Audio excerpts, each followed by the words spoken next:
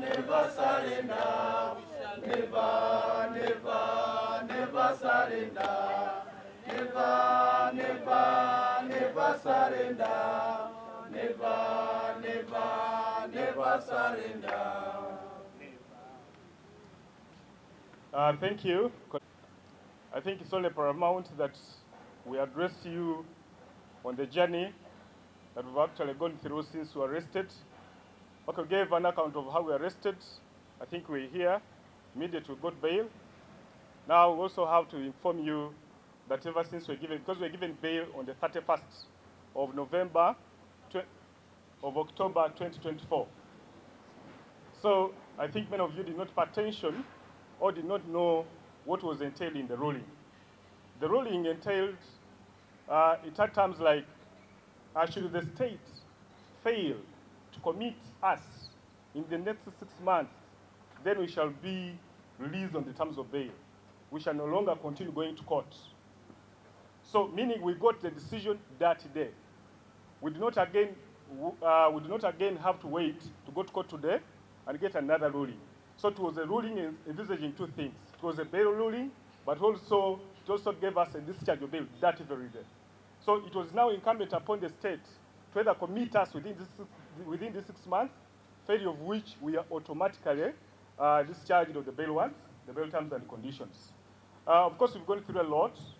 You know what it means, being on detention for 6 months.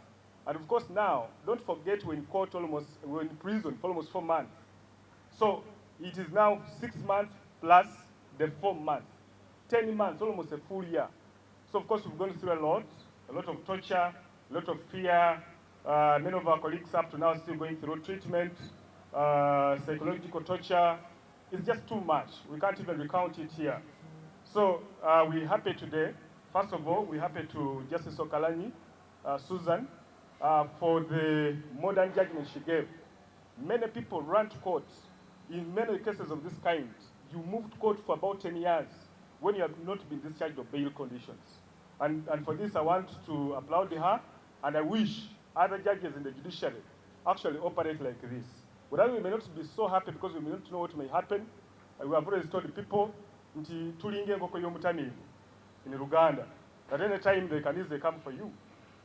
They may, because they are, of course, the alternatives, but of course today, we're only happy that the state has failed to commit us, meaning they don't have evidence in this particular matter. And this is what we were telling people, that we are innocent. We did not do anything. Because if we had done anything, we would have been committed. So we want to say, we're happy to court. And this is how it should be. The court should be there to to check the government, to check the state, so that in case they go astray, of course the judge gave them time. The judge gave them a lot of time. So my colleagues, on behalf of my colleagues, we want to say we're happy, and we want to thank you, colleagues and members of the press, for standing with us, because you kept reporting on this matter and did not give up on us. We want also to thank our party, the institution, the PFF, for standing with us and all change-seeking Ugandans who gave us, for example, resources. We do not have money. We remember we ran a campaign, our leaders ran a campaign and looked for resources to bail some of us out and bail some of our colleagues. 72 million is not a small thing. And we want also to call upon court that when we demand for it, please don't hesitate. Bring it back. Because in many cases, they always, they always keep it. They don't want to release it. So I want to say we are very happy. Thank you, colleagues.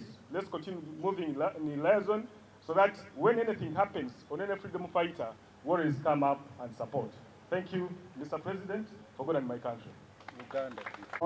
Let's rise up and honor this victory. Honor our colleagues. We shall overcome. We shall overcome. We shall overcome someday.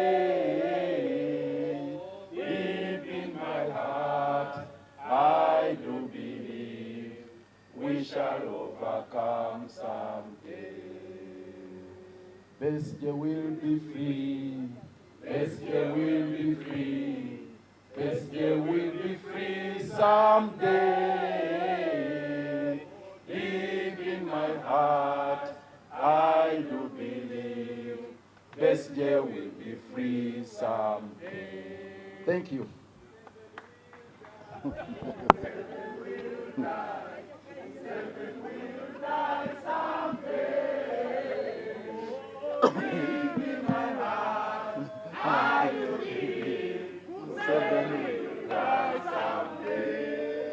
you.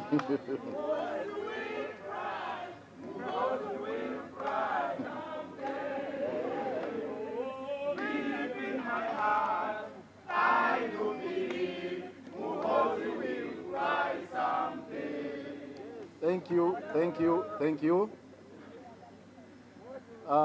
As I told you, this aspect is multifaceted. This issue of human rights and justice. That is one component of the package of this multifaceted theme of human rights and justice. But to build on that,